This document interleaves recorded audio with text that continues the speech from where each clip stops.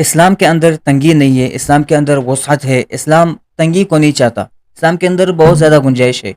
اسی وجہ سے اسلام کے احکامات میں سے ہے، اللہ رب العزت فرماتے ہیں وَمَا جَعَلَ عَلَيْكُمْ فِي الدِّينِ مِنْ حَرَج، کہ دین میں تمہارے اوپر کوئی حرج نہیں ہے، کوئی تنگی نہیں ہے۔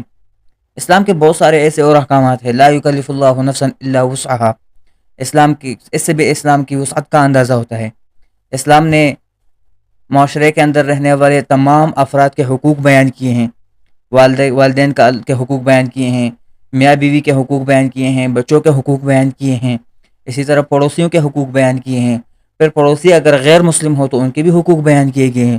اسلام نے عورتوں کے حقوق الگ سے بیان کیے ہیں، اسلامی مردوں کے حقوق الگ سے بیان کیے ہیں۔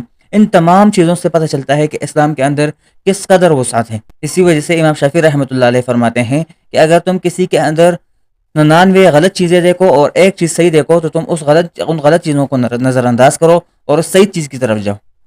اس سے بھی پتہ چلتا ہے کہ اسلام کے اندر کس قدر وسعت ہے۔ لیکن ہم لوگوں نے اسلام کی اس وسعت کو سائڈ پہ رکھا ہے، بجائے اس کے کہ ہم کسی کے اندر خوبی تلاش کریں، ہم ہر کسی کے اندر خامیاں تلاش کرتے رہتے ہیں۔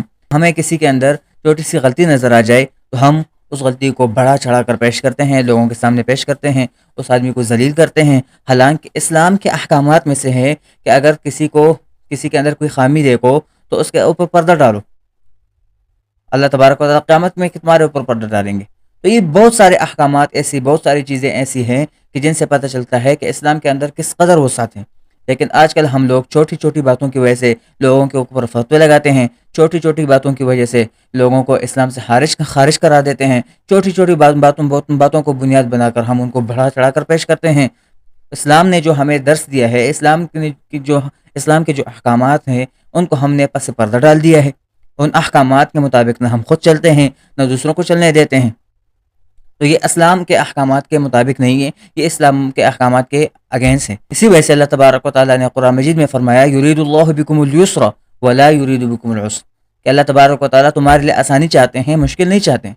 والدین کے حقوق اللہ تبارک و تعالیٰ نے بیان فرمائے ہیں، وبالوالدین احسانا، یتیموں کے حقوق اللہ تبارک و تعالیٰ نے بتائے ہیں، اما الیتیم فلا تقہر، مسکینوں کے غریبوں کے اللہ تبارک و تعالیٰ نے حقوق بیان کیے ہیں، وَيُطْعِمُونَ الطَّعَامَ عَلَى حُبِّهِ مِسْكِينًا وَيَتِيمًا وَأَسِيرًا، غیر مسلموں کے اللہ تبارک و تعالیٰ نے حقوق بیان کیے ہیں، لا ينهاكم الله عن الذين لم يقاتلكم في الدين، اسی طرح اللہ تبارک و تعالیٰ نے عدل کا حکم دیا ہے، اعدلوا هو اقرب للتقوى، معاف کرنے کا حکم دیا ہے، فمن عفا واصلح فاجره على الله، اللہ تبارک و تعالیٰ نے غیبت سے روکا ہے، کسی کے اوپر بہتان لگانے سے روکا ہے، ان چیزوں سے اللہ تبارک و تعالیٰ نے منع کیا ہے۔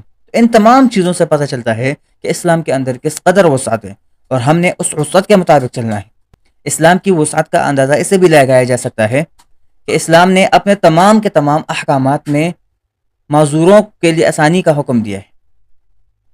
نماز کے اندر معذور کے لیے آسانی ہے، روزوں کے اندر معذوروں کے لیے گنجائش ہے۔ تمام اسلام کے جتنے بھی احکامات ہیں ان میں اسلام نے ہمیں آسانی، گنجائش کا حکم دیا ہے۔